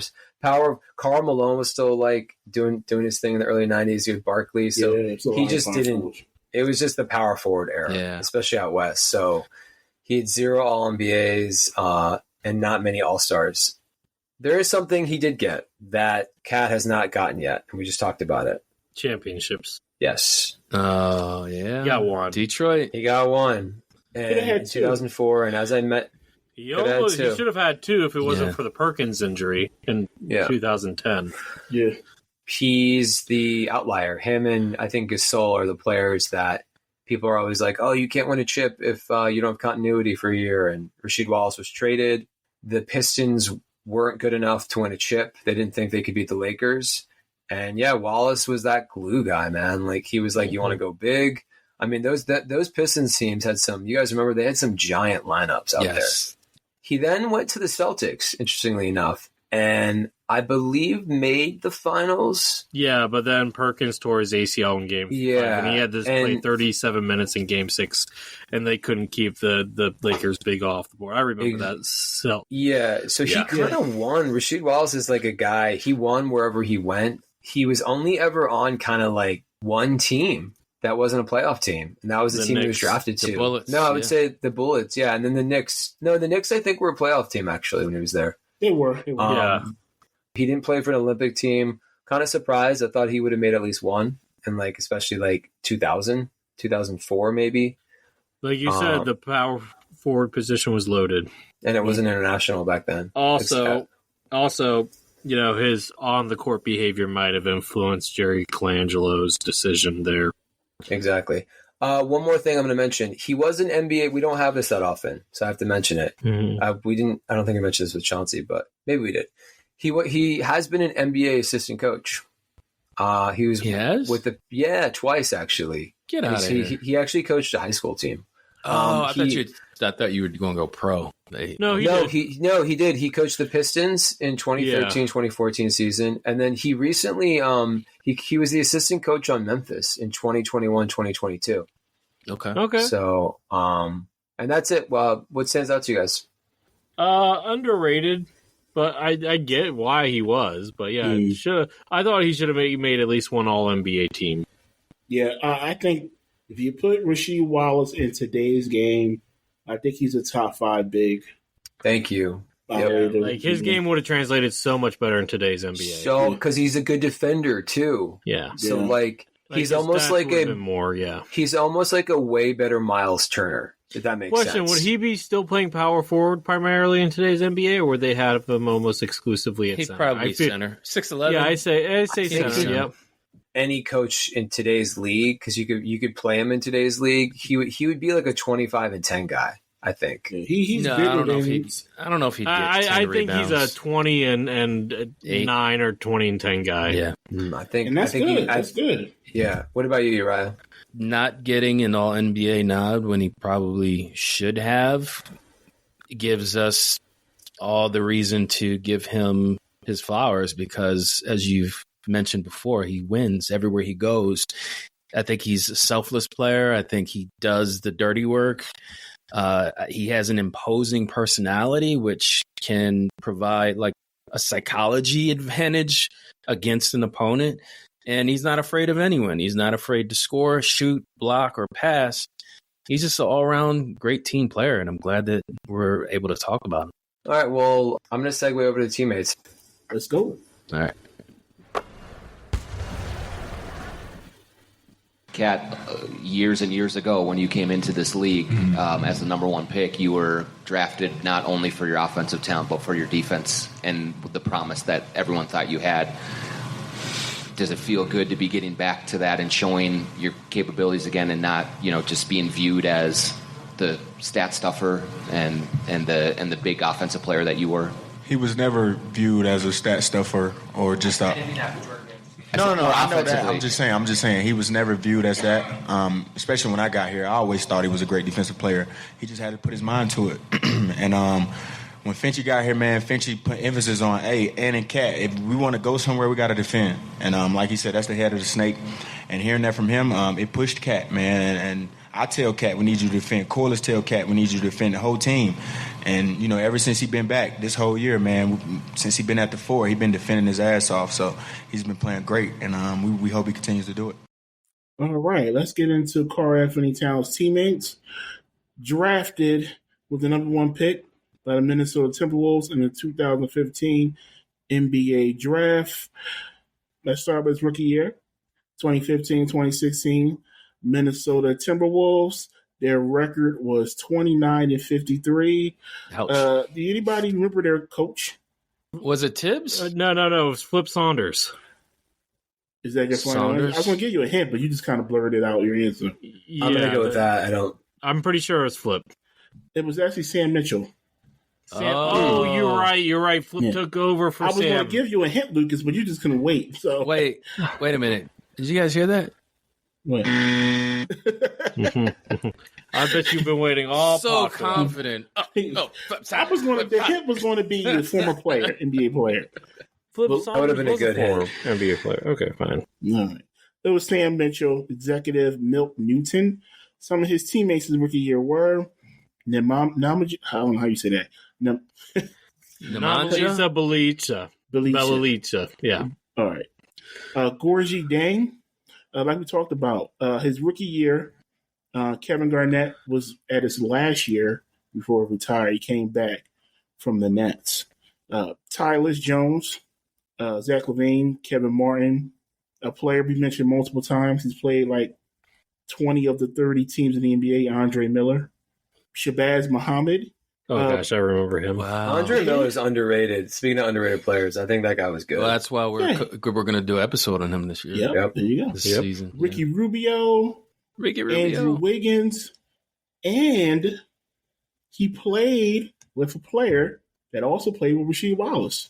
Oh, I'm waiting for this. Come on, Lucas. You're the champ. Sprewell. No. Latrell was well out of the league.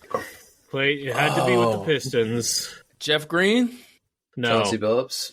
No. Ooh, no. Chauncey? It was not Chauncey. Chauncey didn't play for Minnesota at that point. He was already retired. Sam Cassell? No, Sam was also retired. All right. Hang on. Rodney Stuckey? Greg Anthony? Is that your final answer, Lucas? No. Maxwell.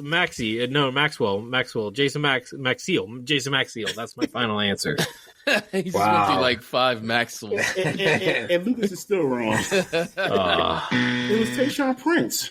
That's right. Damn, I was going to guess that, but I didn't think he played for them. Yeah, Tayshaun Prince played for the Timberwolves that year. He did. Wow. He did. There's your connection. Played with another player that got drafted the same year as Rasheed Wallace, Kevin Garnett. Oh yeah, that's right. Yeah, that's true. See, I redeemed myself. All right. Now we're gonna move on. We're gonna move on a lot of years to the 2023-2024 Minnesota Timberwolves. This was his most winningest season. I think Lucas highlighted it also. 56-26. Their coach was Chris Finch, and the executive was Tim Connolly. Some of his teammates were Neil Alexander-Walker, Kyle Anderson, Mike Conley, Anthony Edwards, like we heard in the clip, Rudy Gobert, Jaden McDaniels, Lucas Uriah's guy, Shake Milton. Shake. Heyo. Monte Morris, Naz Reid, TJ Warren. Really good team. This team went all the way to the Western Conference Finals, where they lost to the Mavericks 4-1. Let me ask you guys this question, because he's played with a lot of really good, influential point guards. Who's the best point guard that Cat played with so far in his career? Best for him or best point guard skill-wise? That's two completely different.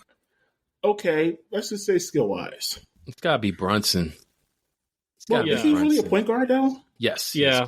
He's a point guard. He's just definitely Brunson. Yeah. Now, if you're saying the best to bring out the best in Cat, it was Ricky Rubio. It's a lot. I could have said Mike Conley. I would say Conley. Conley was there for Ant. He wasn't there for Cat. The 2 seasons that Cat was there, he played when Mike was there. He played power forward. It was the 2 lowest scoring seasons of his career since his second season. Get at me for that. Okay. All right.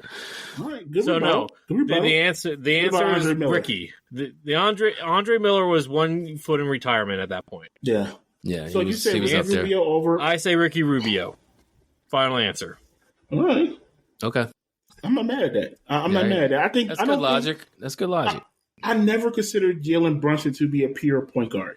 Well, I mean, he's not a pure point guard. I mean, Tyrese Halliburton and Isaiah Collier are the quote-unquote pure point guards in today's game, and Chris Paul. But, like, that's about it. Who won the most games with Karl-Anthony Towns? I've said his name. Wiggins. It's got to be Wiggins. Yeah, it's got to be Wiggins. Yeah. Yeah, I'll say Wiggins. Yeah. You guys are Correct. Okay. Yes. But Yeah, you're only correct by one game, one win. Whoa. Who's the second? Hang on. Let me guess. I'm trying to think of it's Anthony Edwards. Actually, I have no clue. Probably Is it Anthony. Yeah, that makes It's probably sense. He's been there. It's Gorgie Dieng. Gorgie Dang, yeah. Oh. I forgot about Gorgie Dang. Yeah, he's retired now, but he was fun. Andrew Wiggins won 146 games with Cat. Dieng won 145. Wow. Where does Ant stand on that? He's third. He's third with 125. Okay, that's not bad. Yeah, Nas Reed's fourth. All right, so let's move on to the. By the way, they both played with the Knicks. By the way, that's another similarity. Yeah, they did. Yeah. They both played for the same franchise. Let's go to the last year New York Knicks. They were 51-31, coached by Tibbs. Crazy. He 20 games over 500 and he got fired. That's crazy. Well, he made the conference finals and he got fired. Yeah. I still don't get that one. The players spoke up. Allegedly. Basically, it's a players' league. Yeah. Their executive is Leon Rose. Like I mentioned, they went to the Eastern Conference Finals, lost to the Indiana Pacers 4-2, excuse me. Some of his current teammates, well, last year's teammates were Precious Achiuwa, OG Anunoby, Mikal Bridges, Jalen Brunson, Josh Hart, Miles McBride, Mitchell Robinson, PJ Tucker was on that team. I forgot about that. Yeah, so this was last year's Knicks team. They have a really good foundation. Like I said, they could easily go to the NBA Finals this season, so we'll see. Yeah. So my question is, wrap up, which teammate in Karl-Anthony Towns' career so far stands out the most? Career, I'm going to say Anthony Edwards, just because, they sort of developed together, both number one picks. They were a better story than I think it's always a little people like it when it's a drafted players that come up together. So I think the storyline of them making that 56-win team was pretty special. Still kind of surprised he got traded, to be honest. It still was felt a little too lateral for Minnesota. I get why the Knicks did it, but for Minnesota, I always found that to be a little weird. Yeah. And it seemed like they were getting along. It was and you wonder. I don't know if they could have beaten OKC, but I don't know, man. It would have been interesting. It would have been interesting. I feel bad because there was so much speculation about whose team is it? Is it Cats? Is it Ants? And I think the dynamic play of Ant made people lean towards him, but Cat was still prolific. He was still a double-double machine. But the beauty of their friendship, or I guess being teammates, was that there was kind of an understanding and they respected each other. So as you heard the clip that Maurice found and played, this mutual respect. And I really think that made it hard for Randall to come in last year. Remember Randall got there and they started losing and people were blaming. I mean, all of a sudden they started winning. Yeah. But I kind of felt bad for Cat because it felt like they just went to the Western Conference Finals. So I feel like if he had stayed, maybe they could have won a championship. I think it was a good trade for both teams. Now, I think it was a better fit for Cat on the Knicks than Randall on the Timberwolves. It gives Minnesota more, because Anthony Edwards is only 24 or something. Yeah. So it gives Minnesota more wiggle room. I get it. Mm-hmm. If it's we were talking about timelines of their own team. They chose a timeline and it's a smart one. Well, they're both about the same age. It's just it was financial reasons. It was cheaper to break Cat into two really good starters. Right. One arguably an all-star level player. One. Yeah. You got to look at the finances. Rudy Gobert is getting paid. Nas Reed got paid. Anthony Edwards is going to get a re-up ascension. So, yeah. Yeah, I would say Anthony Edwards, though, hands down, my pick for best teammate. All right. I think for me, I'm actually going to go with most influential in terms of he played with Wiggins for a long time, and actually they were the first team that got Minnesota back into the playoffs. Those two plus Jimmy. You can almost say Jimmy, but I'm not going to say Jimmy because that just ended. They can't guard me. That did not end well. No, but I think him and Wiggins. I mean, talk about a pair of first overall picks. They were a pair of first overall picks. Technically, they had three with Anthony Bennett there, but we're not going to talk about him. So yeah, that's my answer. I'll go with Anthony Edwards for the reasons that Ben said. I think their time together was special, and it was they more came up a little sure. bit short. But I think that was his to me most memorable teammate. Yeah, I mean, look, in terms of like impact on winning, yes, Anthony Edwards is the question. I'm just thinking like he said most influential, and thinking about the guy that he came into the league with, who was drafted 1 year before him as the top overall pick. No, he said which one stands out. That's what which one stands out. Well, I say Wiggins because they were both, they both were top picks overall coming in together. If this gets to the NBA Finals, the answer is going to be Brunson. That's fair. That's fair. We just can't say Brunson because it's only been 1 year. Yeah. All right, let's move on.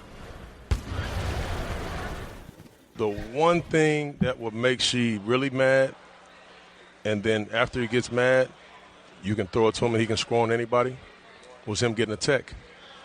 So one night, it was so funny. I forgot the ref. I forgot who was playing. He was talking crazy. It was you know how he talks to the refs. Yeah. He talking crazy. But he also is not engaged in the game. Right. So I went to the ref. I said, hey, listen, man, you can't let him talk to you like that. Hey, listen, man, come on. You got to put an end to this, man. Boom. Calls a tech on him, right? Yeah. He go crazy. Next 5 times, I dropped it to him. He go about 4 for 5. I looked at the ref. I said, I appreciate you. That's leadership. That's real leadership right there. True story, man. It's unbelievable. We laugh so good about that. I love that. That's a great story. Yeah. Chauncey Billups? Yeah, Chauncey. Yeah. Okay. All right, let's get into Rasheed Wallace, drafted with the 4th pick by the Washington Bullets in the 1995 NBA draft. They were 39-43. Their coach was Jim Lynam. Shout out Jimmy Lynam. Oh, okay. And their executive was John Nash. He only played 1 season for the Bullets. I don't know why. I don't know the inside story of why he got traded. What was that trade? What did that trade look like? I don't know who he got traded for. Rasheed Wallace trade to Chris Portland. Webber? Was it for Wallace Chris trade Webber? to Portland? No, C-Web was already there. Yeah. Yeah, he was already in. The whole thing was like, remember the Wizards? Yeah. I have no idea. I'm going to say that now. Yeah, I have no clue. Yeah. This was beyond my years. Yeah. It doesn't say a player got was traded. It a draft night trade? Was it a draft night? He played trade? 1 season with the Bullets, and then he got uplifted and moved to Portland. Was it Juwan Howard? Juwan Howard? No. They did play together, I think. Lucas, they had all 3 power forwards at one time. Yeah. Isn't that crazy? It was a bunch of players, but the main person was Cliff Robinson. Oh, okay. That's right. He played with Portland. Yeah. I didn't even know that one. Cliff Robinson. Okay. All right. Yeah. So, some of his teammates were his rookie year. Calbert Chaney. He was a good player. Played for Indiana. Yeah. Michael Curry. Juwan Howard. This was the Juwan Howard, Chris Webber, some of the Michigan guys on this team. Oh, yeah.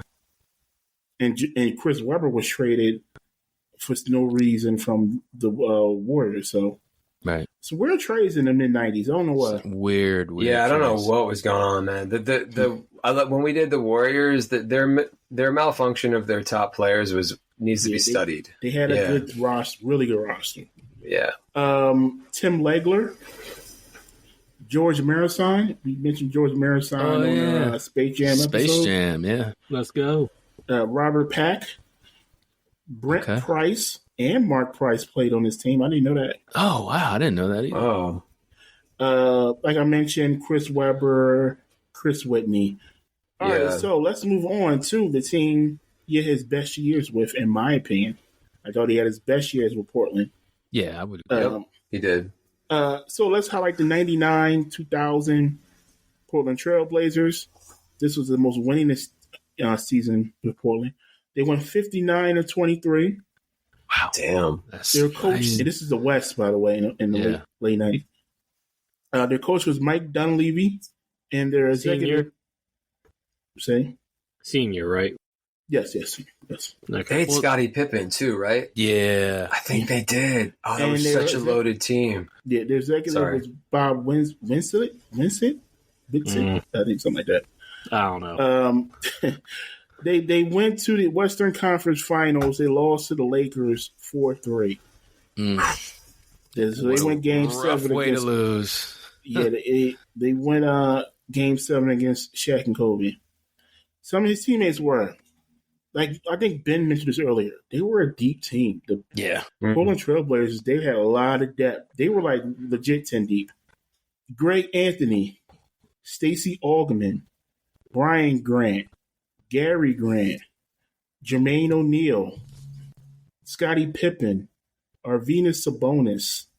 That's right. Detlef Schrempf, Steve Smith, Damon Stoudemire, Bonzi Wells. That's a stacked team. Bonzi Wells is good, and Jermaine O'Neal wasn't even getting minutes. Nah, he was like languishing on the bench. This is before Zach Randolph got drafted by them too, right? Yep. Before that. He ended up he was there a year or two. I think he filled the Jermaine O'Neal void. Mm-hmm. But that year he was not. No, Jermaine O'Neal was the young guy on his team. Yeah, he got drafted right out of high school. Yeah, him and Bonzi Wells was the youngest. Yep. That was a really good team. Look, God, I forgot about Steve Smith, man. Yeah, holy crap. Yeah, Steve Smith was still kind of his prime too. Yeah, it was a good team. That was a really good team. I talked about that. So I'm going to ask you guys this. Who was the perfect role player to play with Rasheed Wallace so far in his career? Of all those names, who's a good role player that played with him? I want to say Bonzi Wells. Okay. You think? I think he's a role player, wasn't he? He was a role player, yeah. I mean, there was a lot of role play. I mean, of all those guys on the Portland Trailblazers, I don't think there was like one superstar. Scottie was at the end of his career. Yeah. Stoudemire would have put up bigger numbers. He was kind of in his prime, but role player Greg Anthony, for me, that guy was just knew what to do when he came off the bench. When I hear former NBA players talk about that team, they talk about Bonzi Wells being a two-way force. Yeah, he was good. He was unexpected too because they had so much depth at that position. So Bonzi getting minutes was like very unexpected. Okay, Lucas, you said Bonzi, right? Yeah. Right. Yeah, I was going to say Stacey Augmon, but I'm looking at his numbers. Man. Yeah, his numbers really dipped after he left Atlanta. He was a nice player in Atlanta. You know, I honestly don't remember that team as well as I should. I mean, I obviously Scottie Pippen's not a role player, but I think compared to what he was doing in Chicago, I would think Scottie is probably one of his most important teammates, not necessarily a role player. That's a good way to play. He probably played a little point forward, even though Stoudemire was point guard. But yeah, I guess Greg Anthony is a good one. That's what Ben said, right? Yeah, that's a good one. Yeah. I think on that team with that depth, I think you could have made a good point in saying Scottie Pippen was a role player. Mm-hmm. This is 99. I think Scottie retired in 2002, something like that. I would have said Scottie Pippen. Mind you, this is Scottie Pippen who had to guard Kobe. Yeah. Mm-hmm. So he was very important to that team. So role player, that's a little iffy, but I just want to highlight Scottie Pippen real quick. Yeah. Let's move on to the championship team of the 2003-2004 Detroit Pistons. Detroit? Like you mentioned, he played one. He got traded from Portland to Atlanta, played one game with the Hawks. Don't know the real reason why. Then he got traded again, but he landed on the championship team. They went 54-28. Their coach was Larry Brown. Their executive was Joe Dumars. Some of his teammates were Chucky Atkins. Hey, I remember him. Yeah, he was good. He was a good role player. Yeah. Chauncey Billups, Eldon Campbell. Wow. Hubert Davis. Wow. A couple coaches on here. Darvin Ham. Yep. Rip Hamilton. Yep. Rip. Lindsey Hunter, another good role player. He ended up being a GM, I think. Lindsey Hunter, yeah, I think so, yeah. Yep. GM or head coach, like for short. He was a head coach, but it didn't last long. Mm-mm. Of course, the bust of that year's draft, Darko Milicic. Could have been Carmelo. Could have been. That was a good what if. Shout out, listen to our what if episode. Yes. I ain't even go into it again, but Carmelo Anthony on that team, oh boy. Didn't they have Mehmet Okur on that team too? I was going to mention it, Mehmet Okur. Yep. Tayshaun Prince, the person who played with both players, Ben Wallace, Bob Sora, and Corliss Williamson. Bobby Sora. Corliss Williamson was a good player on that Pistons team too. Yeah, he was a rotation. Yeah. He was in the rotation, definitely. Yeah. I mean, Rasheed Wallace played on some really good teams. Yeah. A lot of depth, and he still shined. And he contributed. You going to pull up that last Celtics team? Yes, I am. Yep. Wonderful. Before I do that, let me ask you guys, who won the most games with Rasheed Wallace as a teammate? Ooh, that's hard. Because Rip Hamilton would be my guess. I think he was the guy that wasn't traded. Because Wallace was there till 2009. So a bunch of those guys got traded. I think it was a Portland guy. I think it's a Portland guy too. Yeah. Oh, total or Detroit? We're talking. No, we're talking total. Like who? It's definitely he played 9 years in Portland, so it's going to be someone in Portland.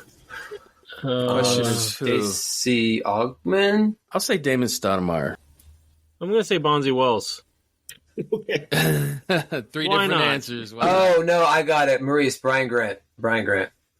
All right, so you're all. He's the teammate of this episode, the TMVP, something like that. TVP, the teammate valuable player. It's Tayshaun Prince. Oh, Tayshaun Prince. Yeah. Okay.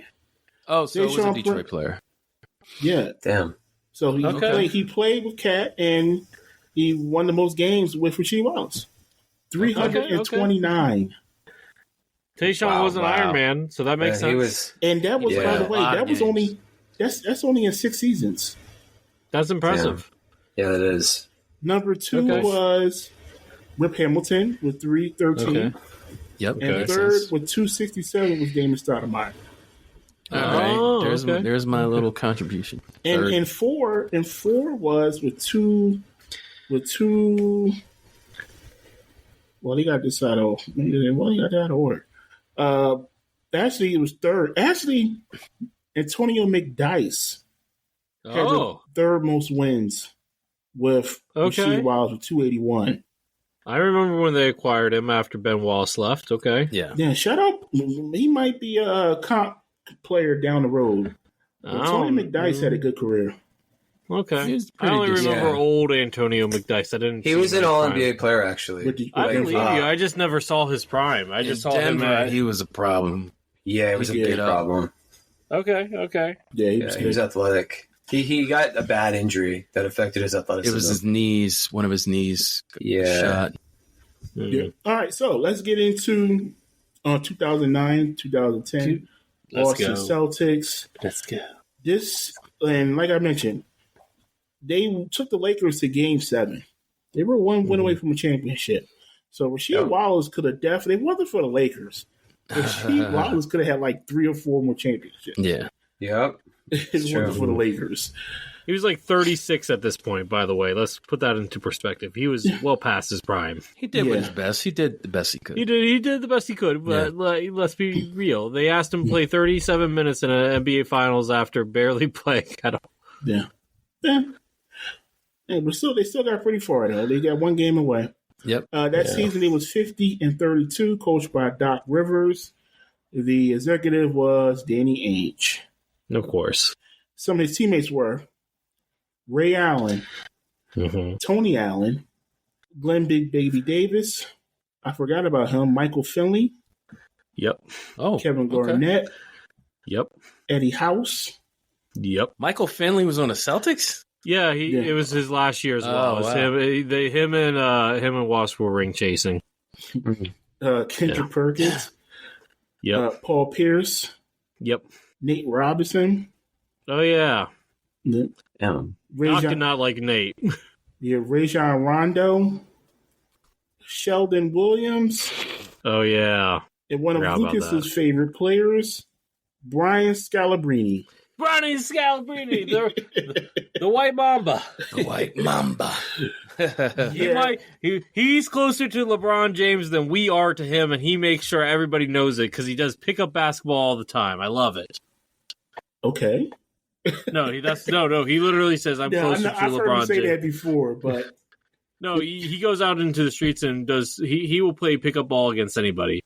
and usually torches them. It's fantastic. Yeah. He's still an NBA player. He's got some game. White Mamba. I'm just going to highlight real quick. He was on the Knicks his last season. He took 2 years off. He was on the Knicks for the 2012-2013 season. This is actually a really good team. He won 54-28. Mike Woodson was the coach.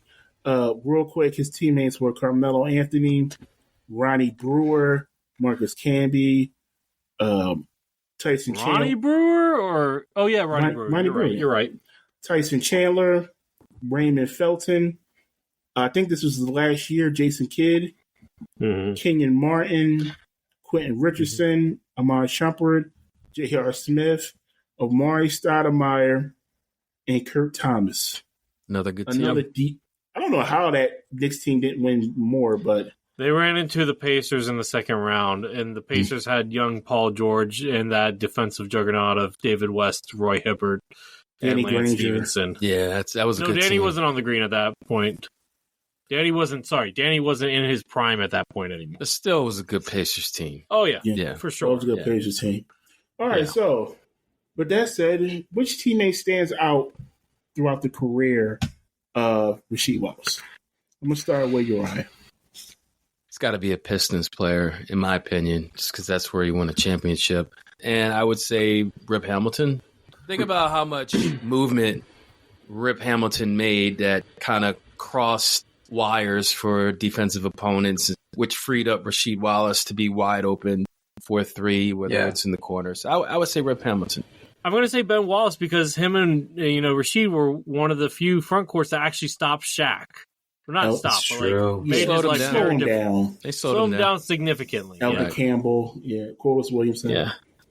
Yeah, it's interesting, Lucas, you saying that makes me realize he almost beat Shaq a couple times. So he obviously was a big part of that defensively, Rasheed Wallace. He had a lot of length, and his defense is super underrated. He again, no All-NBA defensive team. Was kind of one of the bigger surprises.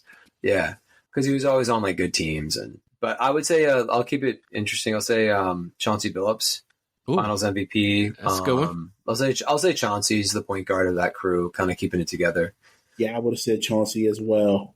From that clip, Chauncey knew how to get Rasheed Wallace engaged into the game. So he knew what he had to do, like a classic point guard, a Hall of Fame point guard. I mean, we're talking about a Hall of Famer and Chauncey Billups. So, you're not engaged? I'm gonna get the ref on you. Technical foul. Yeah. So that's Rasheed Wallace teammates. Let's get up out of here. All right. Now that we've given you all the facts on Karl-Anthony Towns and Rasheed Wallace, it's time for you to make your case. At this point, it's not about our opinion, it's about yours. We'll see you on your favorite social media platforms, ready to check out your takes. We'll see you on your favorite social media platform, ready to check out your takes. You can find us on X, Facebook, Instagram, TikTok, and Threads. For the sources of information used in this episode, you can visit our website, NBANowandThen.com. Also visit our website to sign up for our monthly newsletter and check out our comparison articles.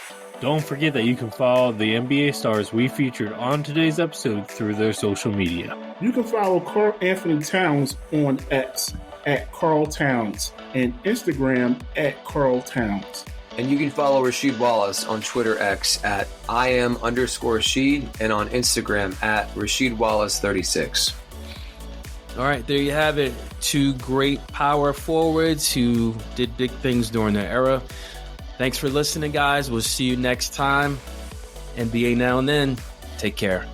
Deuces. Later.